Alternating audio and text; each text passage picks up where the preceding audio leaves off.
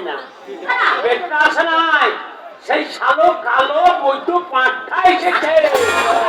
পাঁঠা বলো না, কালী তলায় নিয়ে গিয়ে চুটিয়ে দেবে। সেখানে পাঁঠা খুঁজে পাওয়া যাবে না। এ মা মারে